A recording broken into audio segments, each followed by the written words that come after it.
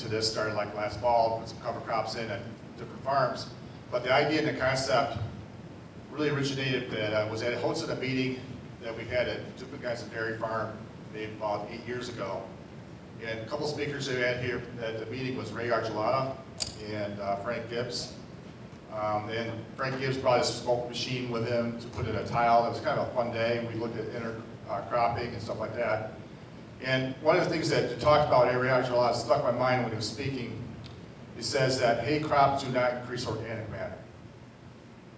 I was like, okay.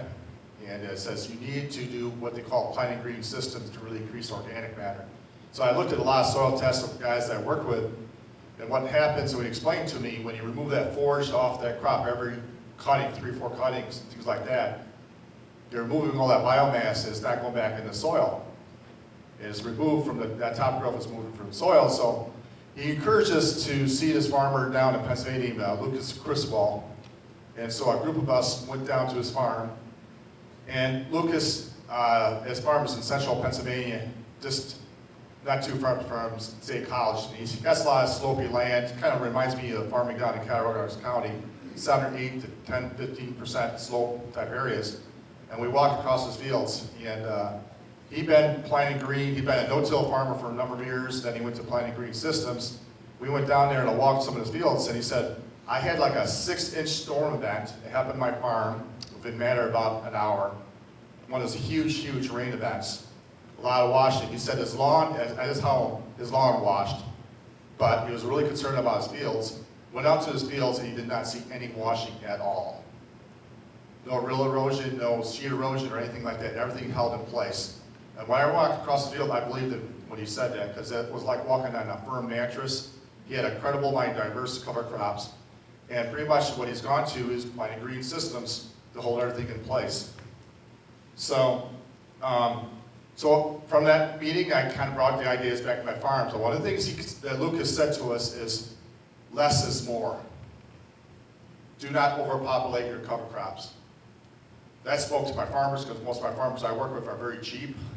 If they can find some way to cut down some costs, he says definitely cut it back. So historically, most guys are putting on 2, maybe 3 bushels to the acre to put that cover crop on now.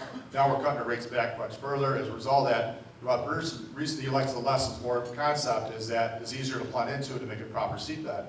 When you overapply your cover crop, then you have issues with having too thick of a stand, and things are not able to properly plant as a result of that. So one thing I like about cover crops is connecting to the public.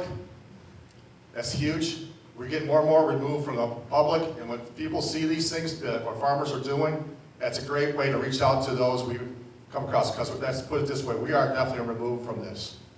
And we're definitely a minority, and we got to find a better way to educate, reach out to different individuals to really push this point of what we're doing at the farms, to talk about our story, and why we're doing these things, and what are the purposes behind that. This field here is in Rushford, New York.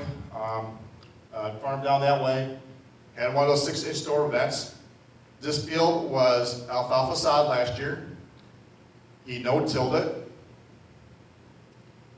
And when we had that 6-inch storm event in about a couple hours, a lot of issues like this occurred as a result of that. And here's more consequences. You can see how the corn and how a lot of ponding, a lot of corn bent over and stuff like that was a terrible event. But right across the road, he did this. He applied to just a bushel of wheat, applied that fall. That's all he did, 60 pounds. Then he planted right into that crop. This is what it looked like. This field was right across that from that no-till system that was fall killed. And this particular field had no washing at all. They were just across the road from each other. That was like a aha moment for me, that I was convinced that this saved a lot of topsoil. It saved a lot of issues that occurred as a result of that. So that's why I got kind of hooked on this. We need to really look at this as a way to save our crop, save that system from them just to take care of these climate conditions that we're dealing with. So Aaron, I'm going to let you take it over a little bit and talk about the program they have. So. Thanks, David. So yeah, we are tag teaming this a little bit. But I did want to give a little bit of background, a little bit more background to what we're doing here. So, because what we're talking about today is happening here in Western New York. So we're going to show you some data from some farms, and I hope that it's important to you that it's right here, right where you guys are farming is where this data is coming from. So I hope that makes it more useful. So what we have going on with the American Farmland Trust and some of our funding sources, we have the Genesee River Demonstration Farm Network, and I think some of you folks are familiar with it, but for those of you who aren't, it's a network where we are using local farms that have soil health implementation already. These farms have a long history actually of it, and we're highlighting them because of that. They've shown that they can do it, even though I would say every farmer in the network, including Don, would probably say he's still learning every season. But they've had success, and so we're highlighting that success from local farms. I think some of you have seen that we are doing an economic analysis on a lot of these farms for these practices. I have talked about that before. I'm not talking about that today. But we are looking at the changes in economic benefits and the costs from these real farms. And then we also are creating case studies, stories about the farms, talking about the economics, but it's more of the anecdotal evidence, the things that the farmers see that we can't really measure directly, the benefits that they're seeing, and we're sharing those stories.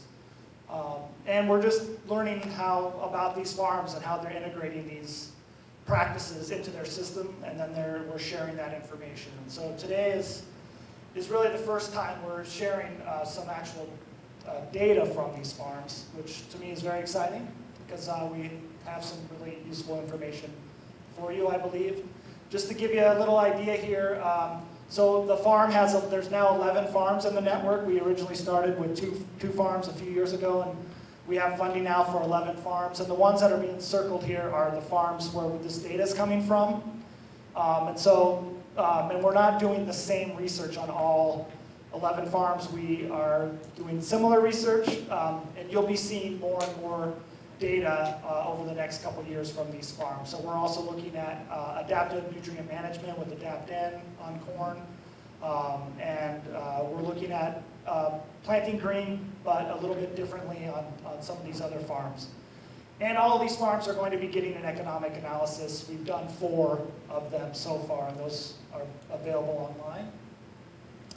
I wanted to just introduce these farms to you. So I think some of you are in the room, and I'll have you raise your hand here in a second if you are, but these are the farms in the network.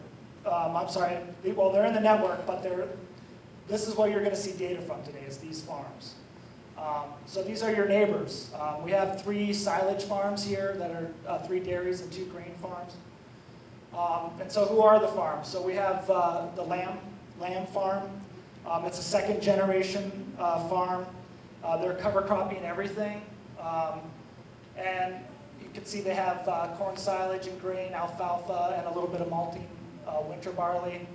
They're up to about almost 10,000 acres. Is anyone from the land farm here today? Just see if they're not today. That's fine.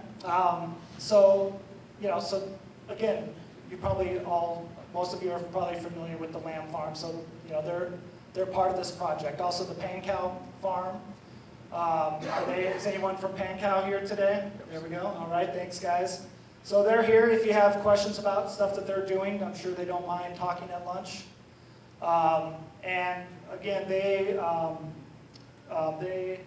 if you can't read this, they're growing corn and alfalfa, and it sounds like they're playing around with the forage mix. They're about 1,350 acres.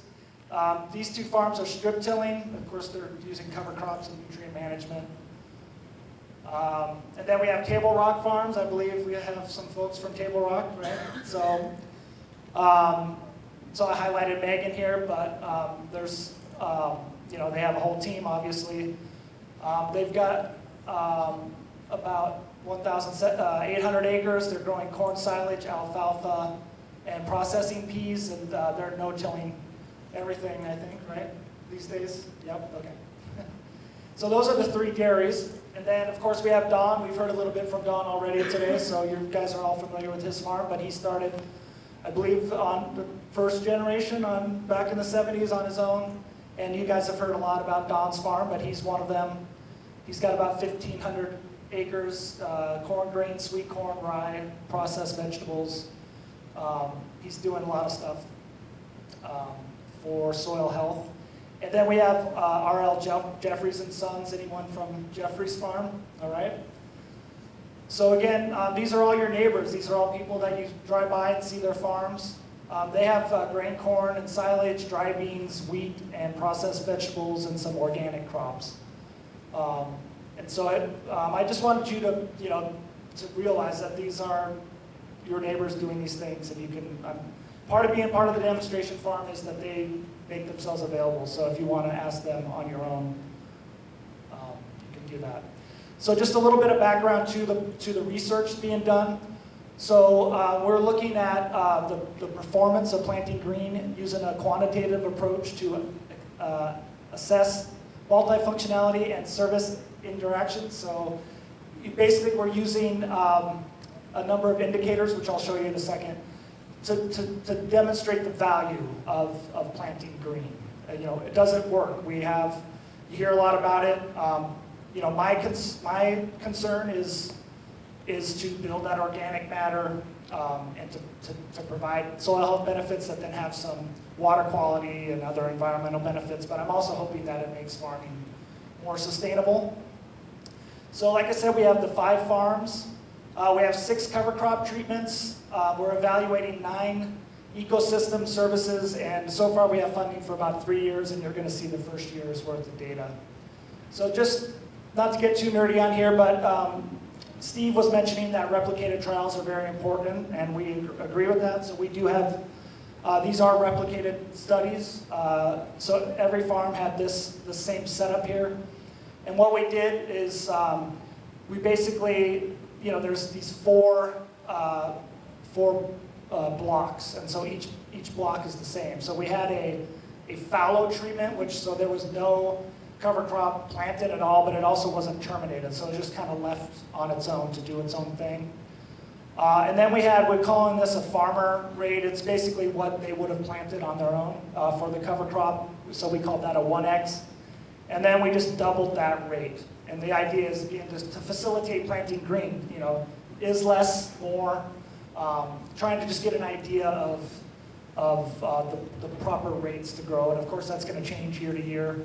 But just, so we had this 1X and 2X. And you can kind of see here on this farm, you can see where it was doubled up here. It's a little thicker than the 1X, and then the fallows in the background. And so this particular farm, the fallow there wasn't a whole lot going on there. But other farms you'll see, even the fallow had quite a bit of cover.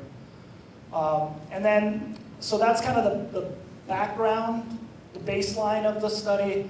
And then what we did was to look at planting green versus just kind of a normal, regular, conventional termination. The sprayer ran here and then back around and sprayed this area.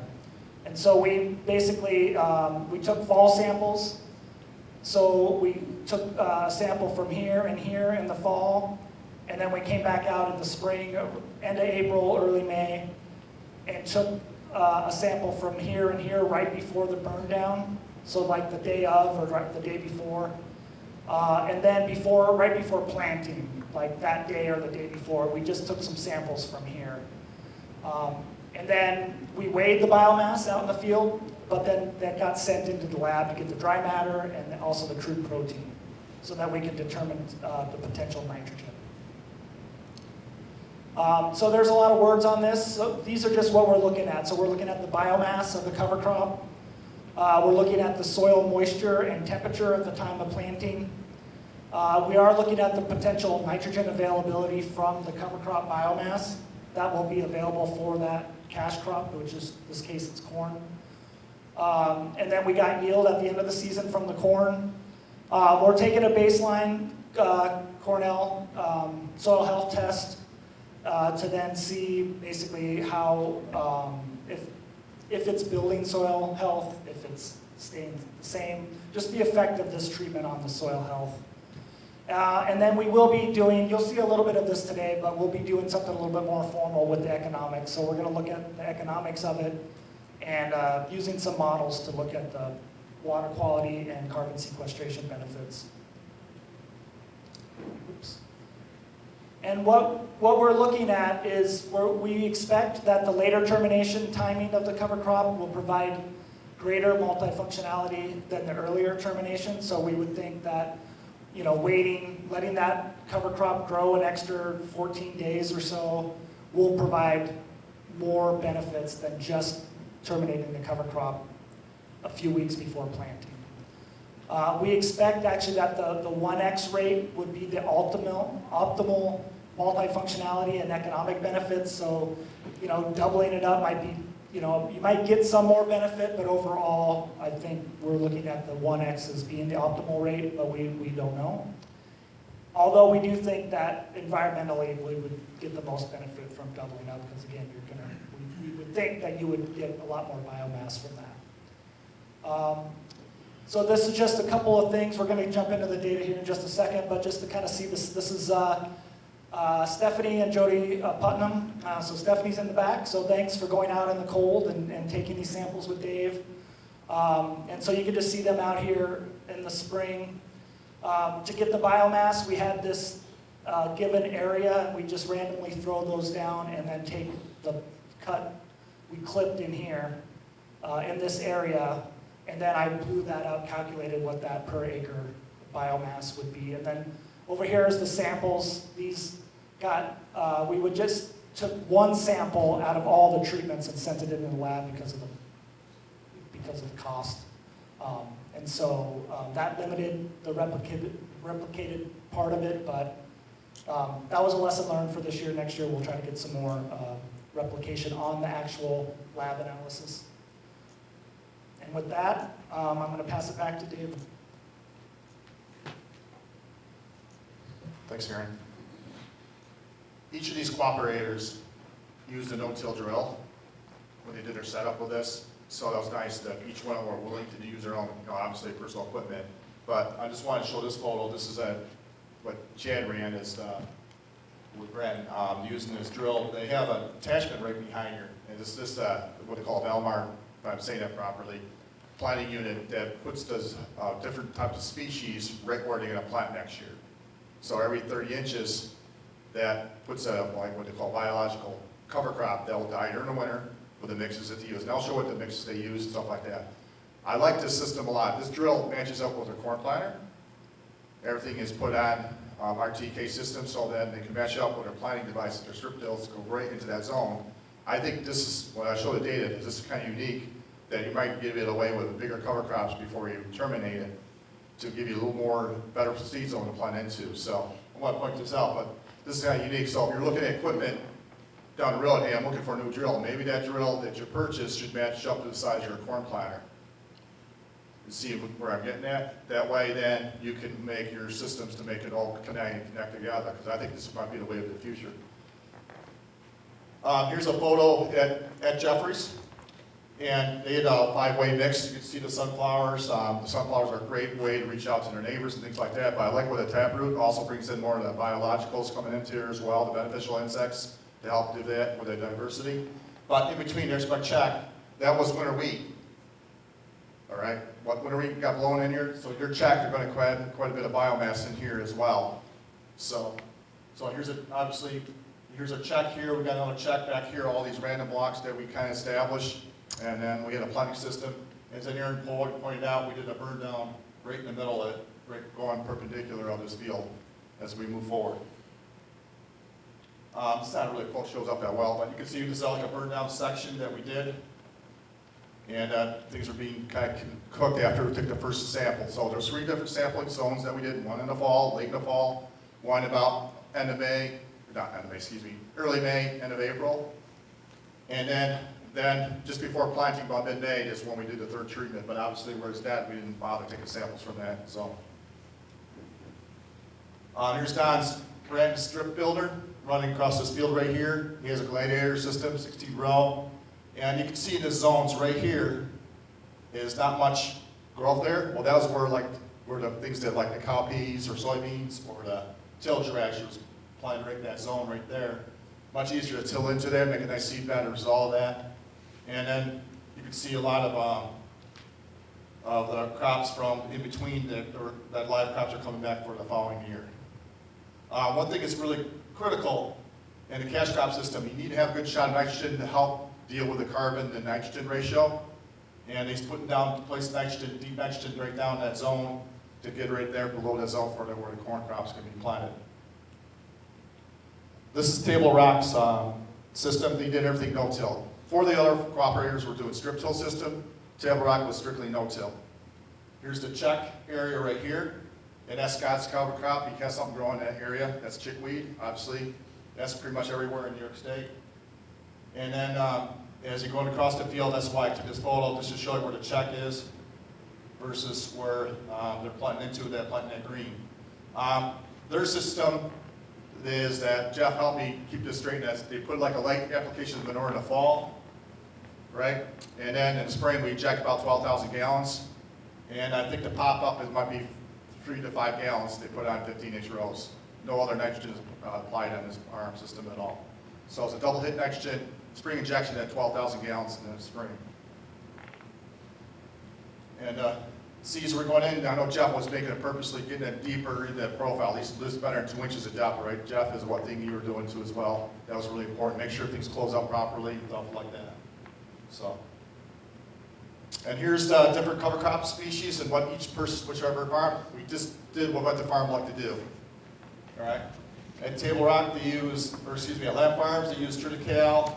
See the rates right here, what they apply. That's the 1X rate. So then, when you do 2X, you just simply add, so that'll be like 35 pounds then it'll be your 70 pounds of that species being planted. So they did a 3-way blend, they did triticale, oats, and clover. Pan cows, they did use just the cereal rye at 60 pounds. And Table Rock did a 3-way there with oats, rye, and some tillage radishes, just at 2 pounds. And here's some data that we got from it. The fallow is number right there. That will be your chickweed, right? Maybe a little bit of chickweed you might find here in places. And then the brown here is when we pull the samples about end of April, early May. Okay. And then these numbers here is what we did just before planting. As soon as they got planted, they sprayed the rest of the field. Okay. So the 1X rate right here. When we did it in April, we got about a ton of dry matter worth of biomass stuff. These are all dry matter calculations. Then when we let it grow, almost pretty close to double it, 1.9. Now when we double the rate, not much difference between what the check versus 1X early versus the 2X, but we definitely see definitely a little more jump, not double, but what, maybe 10% increase of biomass? Roughly, versus the 2X rate. Okay. Dave? Yes. When did we plant the cover crop and what crop did it follow? Those corn silage at the dairy farm operations. The grain guys were after winter grains. Wheat or rye. Don was rye, and the Brandon said it was after winter wheat. Okay. Good question. And the timing was all based on, they're all different times. We have that recorded. I'll get that to you, later, but they're all different situations there. These are all 3 silage farms here. Oh, one thing I want to make a point on too. There's about 15 days separation when we took the first sample versus the second sample. Just a little better than 2 weeks of time lag. So that's how much growth occurred between different periods of time. Okay. Just to double clarify, the yellow was taken at the end of April or early May, and then because that was burnt down, then we didn't sample from there when we went back because it was basically 0 because it had been killed. So then the green is the 2 weeks later, on average, 2 weeks. So here's the nitrogen credits. This is kind of very fascinating. Here's the 1X rate versus end of April, early May, versus 2 weeks later. The nitrogen pretty much doubled. here to 1X, and you got a little bump here with 2X. Now that 80 units you get here from this, when I talked to Corrine about this, kind of ranks about how much next sheet can you expect from that crop for this coming year, is about 40 units. Just take half. Okay? By letting it grow a little bit bigger. So you'll double your nitrogen value by planting green,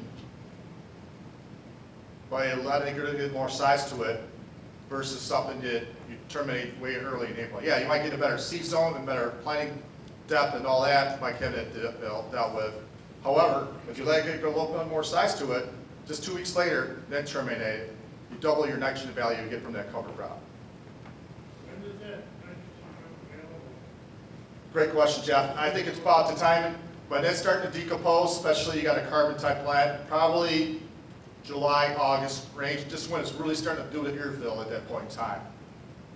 So that's why that starter is really critical to deal with the carbon tie-up during that period of time. And I'll show you a slide on what I'm talking about with the carbon, what it can do to the crop. Yes, Dave? Is the green portion prior to injection, manure injection, or after? That green section, you're probably, when you injected your manure, you did it probably, you have to tell me, when you injected in that field, it was prior to that, right? We did it just before you planted it. So some of that nitrogen was from the manure? possibly? Probably some of them were contributed, yes. Well, it wouldn't have been on the, I don't think it was on the plant. No, Yeah. No. No, he was asking about was it when it was injected. I'm not sure, you might have to look at your dates. I don't remember if you did it after we took the samples or Yeah, not. yeah.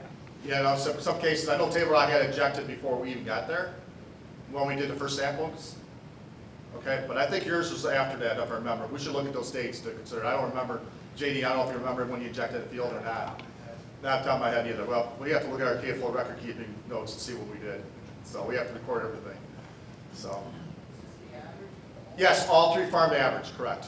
Just to simplify it, you know, we have a breakdown for each farm. I think that's in the handout, every Yeah, breakdown. and the handout on the very last page, I put it into a table, and I recognize it's very small, but I didn't want to print out, you know, a whole book. So you'll see all the farms' individual data on the back, on the very last page, in tables. Right. That handout might, if you can read it, you might need a magnifying glass to Yeah. be able to, there's a lot of stuff there to look at and Yeah, extrapolate I mean, there from. was so many slides and graphs, we didn't want to overwhelm. Right, and we'll be here for 3 or 4 hours probably, if you gotta go through everything, so. Okay, this is interesting. We had a meter to check the moisture levels. It's a probe that this measure, they use something they use in irrigation systems and stuff like that. And one thing I like about this system, will allow you to do, it'll allow you to plant your crops a little bit earlier because the seed zone will be dried out by the cover crops taking the moisture out of the ground. And our data does, the fallow, you don't see much difference, right? Where we burn it versus where we have terminated, there's a little bit, this is all, this again, back to the silos farms. We did not see much difference in moisture content.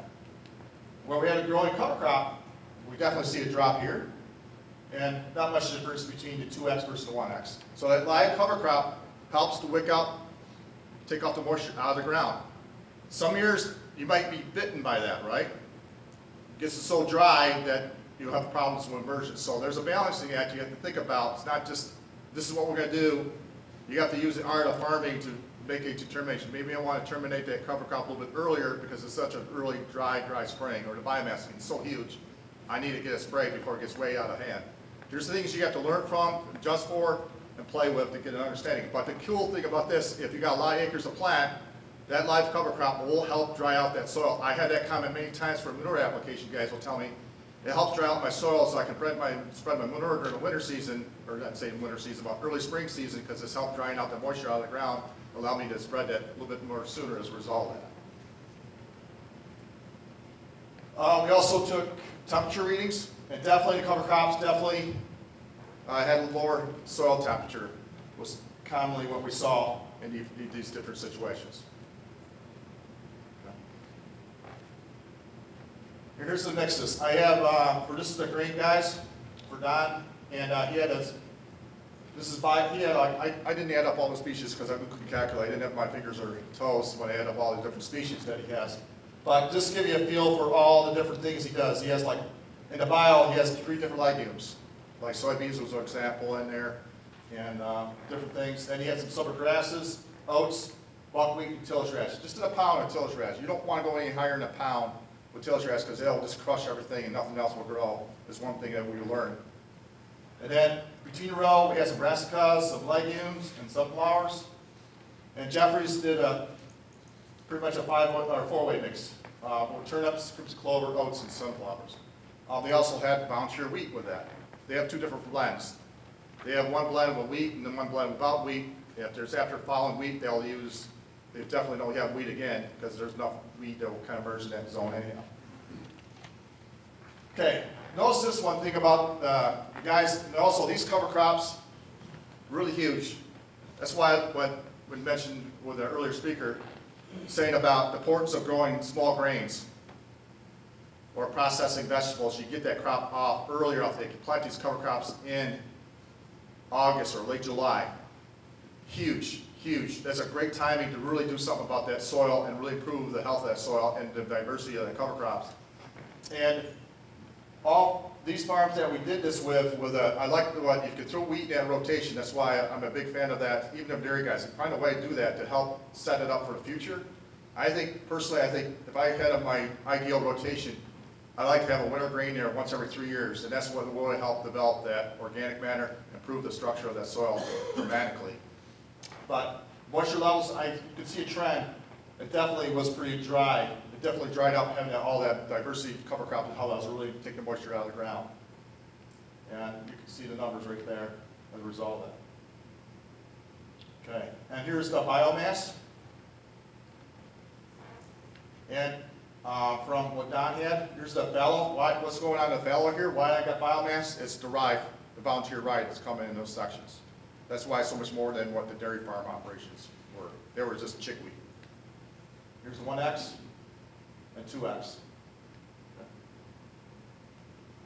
And this is Jeffries. Their volunteer wheat here. Then the 1X. And there's 2. Look at this right here with the 2X. We had a lot of clover. It really came out really strong in that field. You can see how much more material we're getting from that. Better than 4 tons of dry matter from that before we applied that into that crop. Here's the nitrogen credits come from these different situations.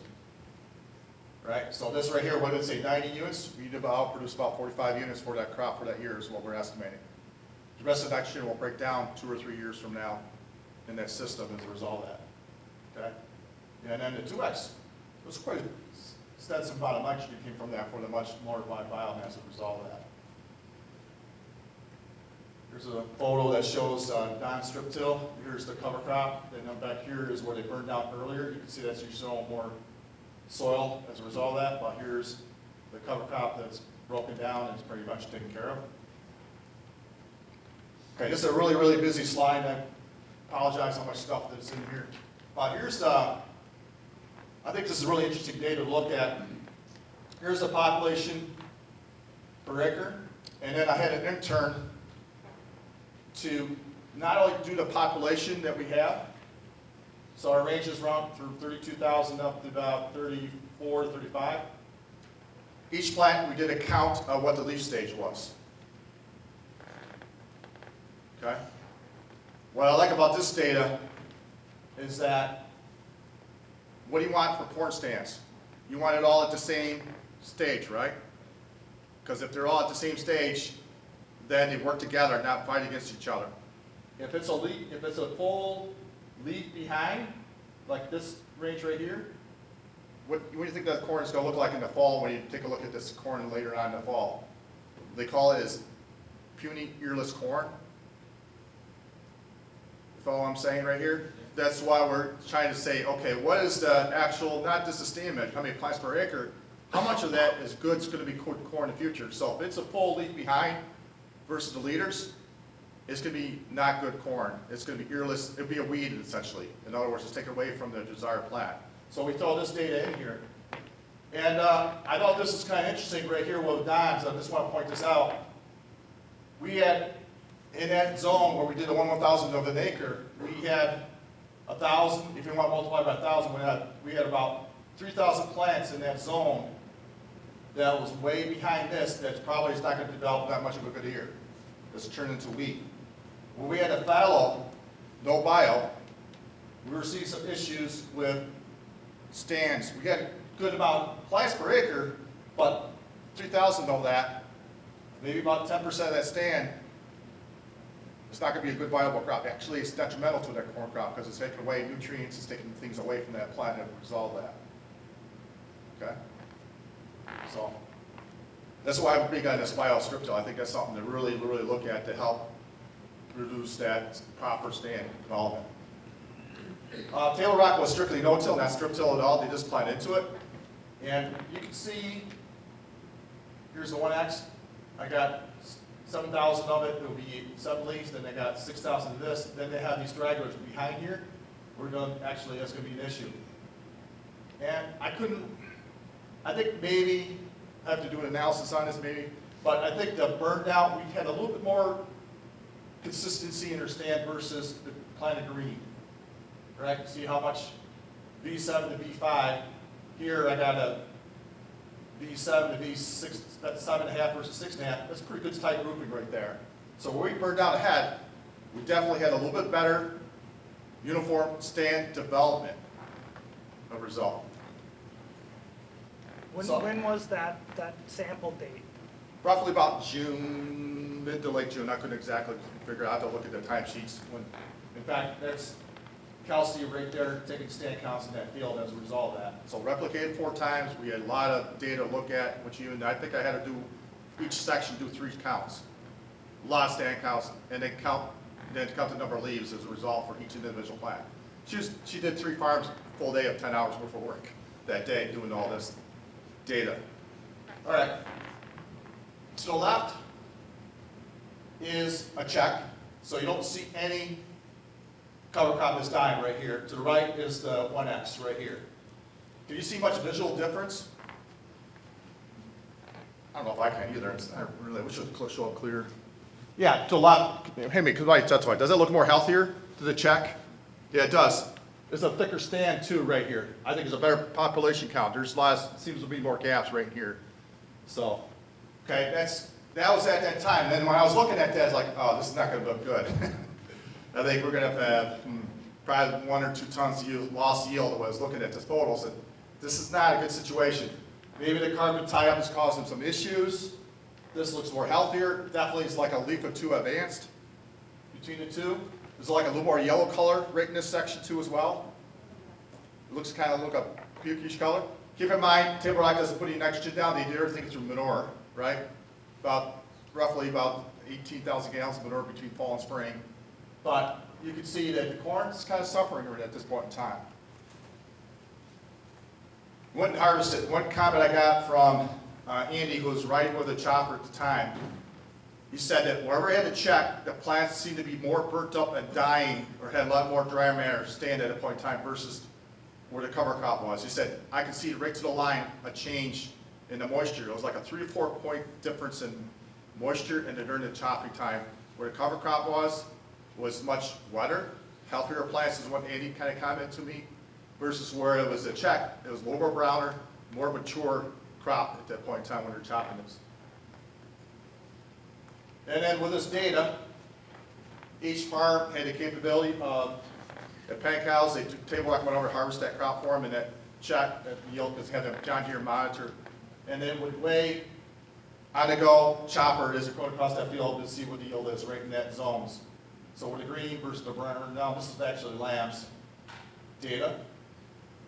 And then where these transition zones from one to another, we just threw out the data. We just only do is just record the data. Like we had 4 trips across this field right here with a chopper to measure the data as we're going across that field with. And here's the map. They harvest the headlands first. They had a neighboring farm that did the harvest. They harvest the headlands themselves, and then they did all this yield data right in here. It was recorded as we're doing. Here's table rocks. This is awesome. This is a fallow, brown versus green, and then here's a 1X cover crop. We saw roughly about a ton better yield where we had cover crop with. The brown, Bernardino was terminated early versus the green was terminated right at planting. And there was no yield loss, maybe just a touch of a little bit better yield that happened in that area. Now when we doubled the rate,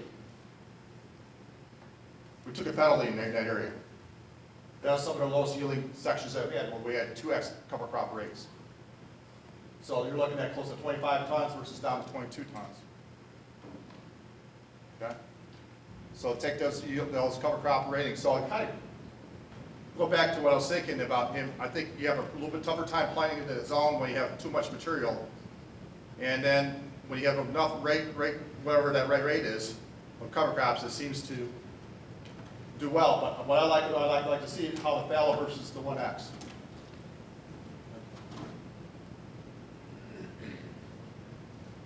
Okay, and then we kind of covered this point already. Oh, this is all three farms combined together. We just took all three of these, all lambs, pan cows, and table rock. This is all the data. And our lowest yielding one of the grouping is the 2X cover crop planted green. It was 21.4. And then our highest one was 22.7 planted green. Okay, but fallow is a little better. It's not really significantly different, but at least you can show that, yeah, we actually see a little bit of yield response. And keep in mind, these cover crops are planted in probably late September or October in the silage guys, where the green guys are going to show here with the data, it was planted like in July. So the July ones have a lot more biomass, a lot more material growing into that system. Here's Don Brayton's, the fallow. Brown versus green, where the fallow sections are, where we had our rye cover crop came up, we had roughly about 5 bushel loss. Where the 1X, 2 bushel less, but definitely better than what the fallow sections are, because the biostrip tills is what I think. I think the biostrip tills definitely pay in getting a much better seed zone in versus where we just had rye cover crop. And then 2X, not much difference between the 1X and 2X, not much difference in yield between the two. At Jeffries, unfortunately, our drill did not match up with our planting. They had different AB lines. We fixed that this coming year, so we'll have better data next year. But I still got good data out from this.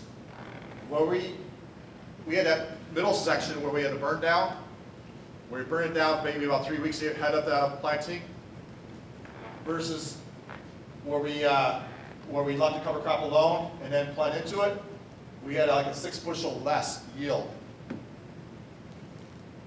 Okay, but huge, huge biomass materials come into play. Okay? So here's some thoughts looking forward to this future. One thing I'm sure you all are understanding, buying glyphosate is going to be more challenging. I've heard talking to a local supplier that he's only able to get a hold of about 60 to 70% of what he purchased for glyphosate this coming year. So if we're spraying Roundup spring and then hit it again later on, 2X, you may not be able to find the material for that. Not only that, the prices of that material has really gone up a lot. $15 a gallon for Roundup or whatever glyphosate you used in the past is not going to be there in the future. It's going to pretty much has tripled in price. So historically, at the old prices, a little better than 2 bushels was the cost of applying it on when you figure to put it on. Now with today's prices, it's going to be over 4 bushels for each application I put on there. Just some thoughts to food for thoughts. Nitrogen. Nitrogen prices have really climbed as well. And this last year's season price was around 50 cents a unit. Now it's up to about $1 per unit. So a 200 bushel crop for every pound of nitrogen is need about 1 pound of N. So easy math, you need about 200 units. So with that, for every 100 units, it's going to be pretty expensive to purchase that. Obviously, would increase. And the break-even price, and now instead it was 16 bushels, now it's double up to 33 based on today's corn prices. By letting it grow a little longer, get more cover crop on that, more development before you terminate that, you can double your nitrogen value. right? This is how much reduction you can get from letting it grow 2 to 3 weeks longer before I kill it. The summer seeded ones, right? See that swing right here? Versus the fall seeded cover crop, not as much, but still you got some nice credit coming from that too as well. Just some points I just want to emphasize that I kind of talked about. Obviously the low seeding rate, we talked about that, when the proper seeding rate to be able to blend into it. Obviously the increase in organic matter is definitely the benefits from it. Dry out that soil sooner in the spring so you get in there, you get some work done early in the spring. Also, reducing the trips across the field. Maybe potentially only have to do one application of herbicide with residuals instead of 2 applications, 2 different timings, 2 different costs to plant that. Creating that mulch, that's a huge thing I like about it. That mulch right there is going to help that soil to deal with the dry conditions later in the summer by having that layer of material of that covers right there. Weed control could be a benefit. Maybe it might help keep some of the late emerging weeds because you got a mulch there to help keep it in check.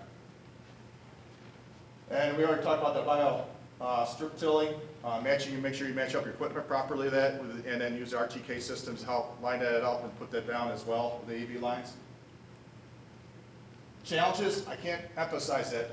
If you have your own spray equipment or hire a custom, if you cannot get the spraying done on a timely manner, don't do this. If you got corn emerging and you haven't terminate that cover crop, you're going to have really huge yield penalty. I've seen that happen with some different farms that I had them say, hey, let's go plant green. They did it. And the sprayer operator called the applicator, can you get this sprayed? And they get bogged down. There's less people able to spray it. Like I used to, it's going to be more challenging to find people to get it done in a timely manner. And if you're in there when the corn is emerging and you got a tall cover crop that's growing, taking more moisture out of the ground, you have the shade effect, you'll lose 30, 40, or 50 bushels to the acre just like that by not having that taken care of before the plant emerges. The spraying has to be done, or termination has to be done right after planting. If you can't do that, I would not recommend this practice. Okay, I would still grow cover crops, but make sure you maybe get burnt down like your normal system that you've done in the past. Okay? I think too much biomass kind of shows in our data. Too much biomass does affect stand counts, cause some issues that way, so keep that in mind.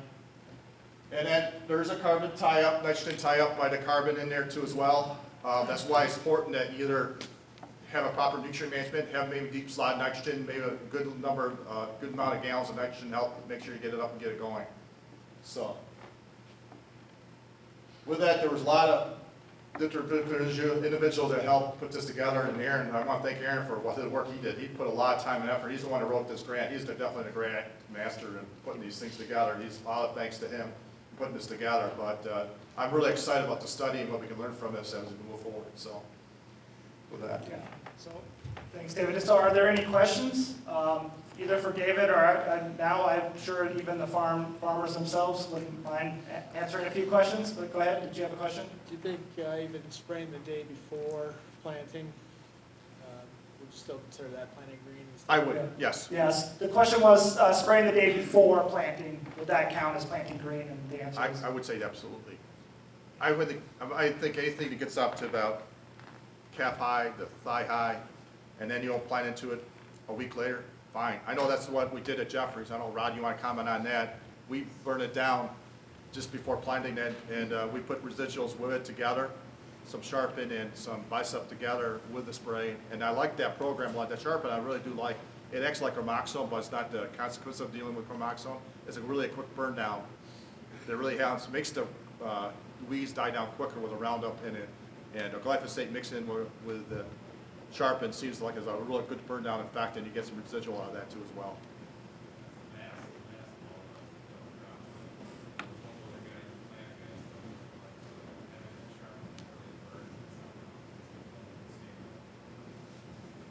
Did everybody hear that okay? Not really. No, the comment he said it said that sharpen seemed to help burn down that cover crop quicker than Roundup alone, and then allowed the tillage equipment to plant into it much easier as a result of that. It seemed to help. It still looked like it was like that. Almost the next day, you could see it starting to turn pretty quickly as a result of that. The other thing too, I think, when we're limited amount of supplies, that might be, instead of going a full quarter of glyphosate, you might cut that back down to 24 ounces. With a sharpen together, they have a synergy effect. That'll help save some of the glyphosate use as well. That's something to consider as well as part of this, making the system work. Okay.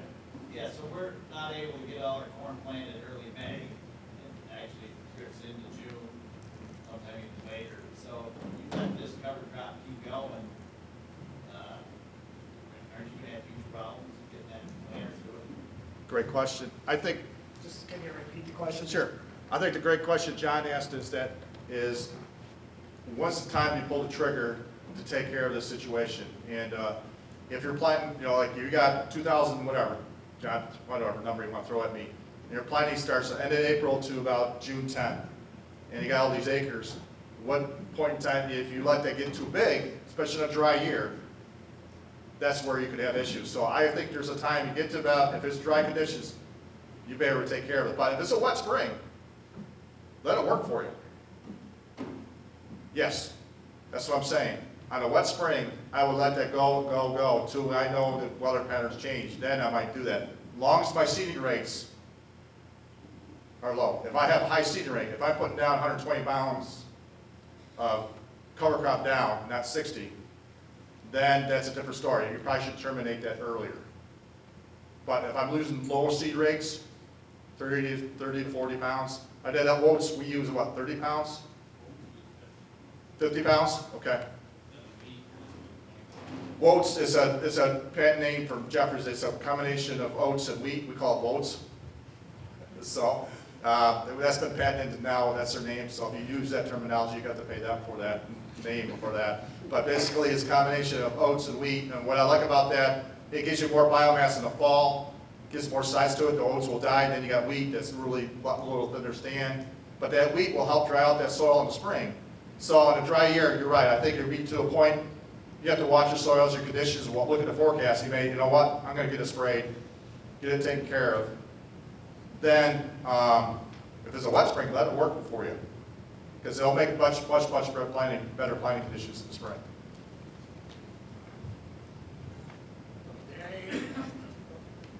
I would say sooner is better than too late, particularly depending on how your planting equipment is set up, what you got on.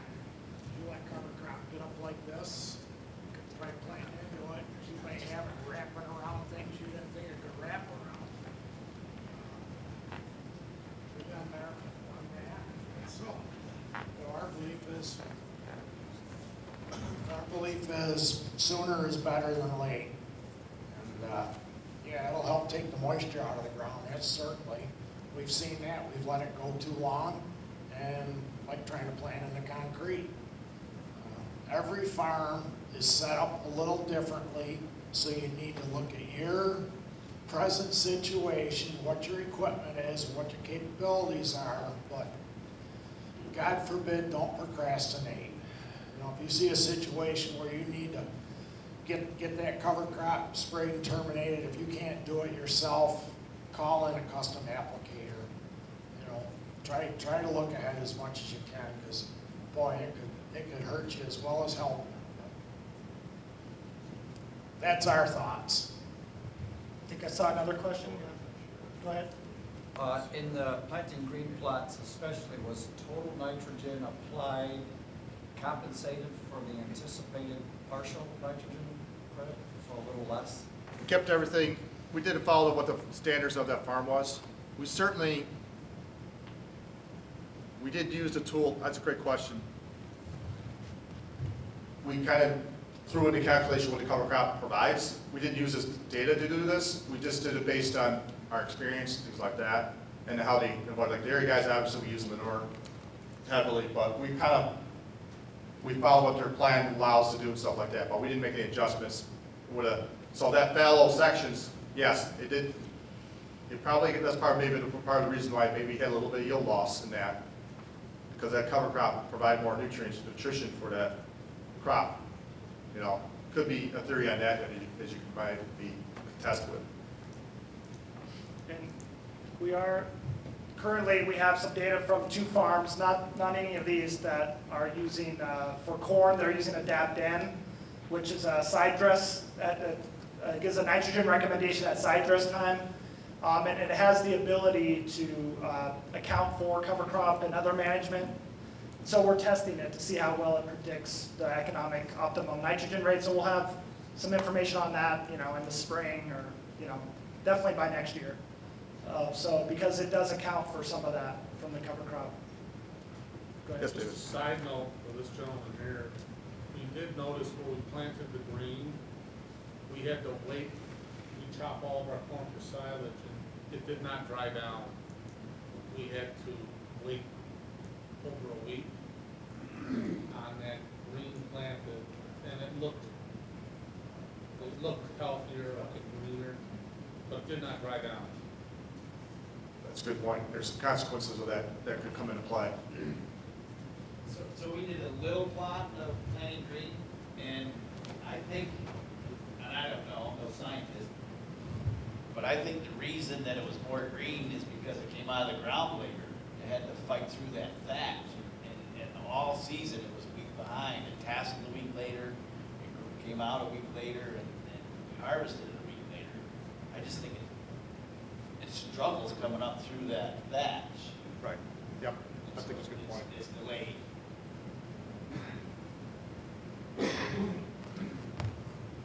All right. Any other questions? How are the dairy farms, you said Table Rock was injecting it, are the other two farms applying it? Well, all three farms it does injection. All right, what are they using for equipment to inject with? What equipment did you use for injecting? We have an 8,500 gallon new tanker with acre injecting on it. Jeff, what do you got comment? I think you're the same thing, right? There's Coulter injectors on now. Coulter injector. And then I know Lambs use drag line equipment with a balzer. They do it on it. It's a, okay, I don't know, bazooka, if you guys familiar with that? The injector, that's what they use there. And they hire Walt to do a lot of their injecting in their system to resolve that. They use everything custom applied. Okay, I think the lunch is ready, so I don't want to keep people from that too much. And again, I'm going to go ahead and speak for the farms that are here. If you have questions, at lunch, I'm sure they'd be happy to share some more of their experience. And I really do appreciate them all stepping up for this project. Oh, actually, are you having your meeting first? Yeah. Sorry about that. No lunch yet. Sorry. Big mistake. You never promised lunch and then pull back. Sorry about that. I'm going to run, drop the mic and run out of here. But anyway, thank you to all the farms that participated in this. We will be collecting more, so we have 2 more years worth. So, if we have a dry season or a really wet season, we'll see some differences, I'm sure. So thank you, everyone, and thanks, David, too. Thank you, Aaron.